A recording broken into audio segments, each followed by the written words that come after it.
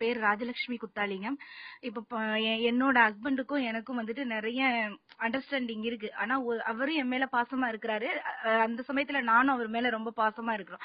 ஆனா சில டைமிங்ல பாத்தீங்கன்னா நிறைய சண்டை, அதாவது தேவையில்லாத விஷயங்களுக்காக நானும் சண்டை போட்டு அதனால அவரும் ஃபீல் ஆகி இது நல்லா புரியுறது. சில டைம் கூட இருந்து அழுறதும் உண்டு.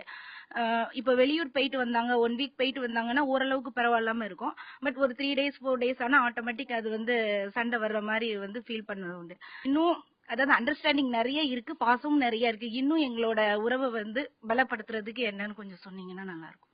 கொஞ்ச நேரத்துக்கு முன்னாடி அதான் சொன்னார், நான் எது நினைச்சாலும் நடந்துடும், கொஞ்சம் சரியா நினைங்க, சரிங்களா? ஓகே, இந்த வருஷம் ஃபுல்லா சண்டை வராதுன்னு நினைங்க, அது நடந்துட்டோம். நான் பதில் சொல்லாம இருக்கலாம். இன்னொன்னு நீங்க சொன்னீங்க, ஊருக்கு போயிட்டு வந்தா 4 நாள் நல்லவரா இருக்காரு, அடிக்கடி ஊருக்கு அனுப்பிச்சிருங்க. ஓகே, எல்லாம் பிராக்டிக்கல் சொல்யூஷன். ஓகே, ஒழுங்கா இருந்திருந்தா தொலைக்காட்சியில இந்த கேள்வி உங்களை பத்தி கேட்காம இருப்பாங்கல்ல. இப்பதான் வந்து அந்த குடும்பத்தை பத்தி சொல்லும் போது சொன்னேன், டிஃபரன்சஸ் இருக்கதான் இருக்கும்னு.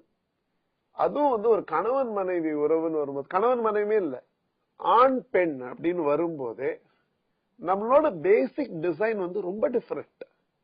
men are result oriented, women are process oriented. இந்த ஒரு டிஃபரன்ஸ்னாலேயே, இந்த ஒரு டிஃபரன்ஸை நம்ம புரிஞ்சுக்காதனால நிறைய தகராறுகள். ஃபார் எக்ஸாம்பிள், அவர் வந்து ஊருக்கு போயிட்டு வராரு, எப்படி இருந்தது, போன வேலையெல்லாம் என்ன ஆச்சு. டிப்பிக்கலா ஒரு ஆணோட பதில் எப்படி இருக்குன்னா, எல்லாம் நல்லா போச்சு அப்படின்னா சொல்லி முடிச்சிட்டாரு. இப்ப நீங்க ஒரு 4 நாள் ஊருக்கு போயிட்டு வரீங்க, அவர் வந்து உங்களை கேக்குறாரு, ஊருக்கு போனியே எப்படி இருந்ததுன்னு. பஸ் எடுக்கிறதுக்கு லேட் ஆச்சா?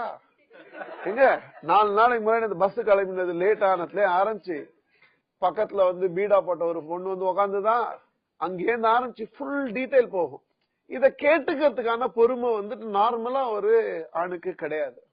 இந்த ஆண் வந்து ஃபுல் டீடைலா சொல்லாதனால ஒரு மனைவி எப்படி அதை எடுத்துக்கிறான்னா, இன்ட்ரெஸ்ட் இல்லாதனால தானே எதுவுமே சொல்ல மாட்டேங்கிறான். ஆக்சுவலா கிடையாது, அது டிசைனே அந்த மாதிரிதான். அதாவது நிறைய தடவை சொல்லுவேன் நான், கணவன் மனைவி தகராறு வரும்போது, கணவனை பார்த்து நீ ஏன் இப்படி இருக்கன்னு, மனைவிய பார்த்து நீ ஏன் இப்படி இருக்கன்னு கேட்காம மேல பார்த்து நீ ஏன் இப்படி படைச்சிருக்கான்னு கேட்டோம்னா நமக்கு பிரச்சனை அதுல சால்வ் ஆயிடும். ஏன்னா problem with the product should be complaint to the manufacturer, not the product. படைப்பே அந்த மாதிரி. சிவன் பார்வதிக்கு தகராறு வராம இருந்ததா? கிருஷ்ணர் மாமா தகராறு வராம இருந்ததா? ராமருக்கும் சீதைக்கும் அடிப்படை விஷயத்துல, அதனாலதான் அவன் காட்டுக்கு போனான். முதல் தடவை சேர்ந்து போனாங்க, 2வது தடவை தனியா போனான்.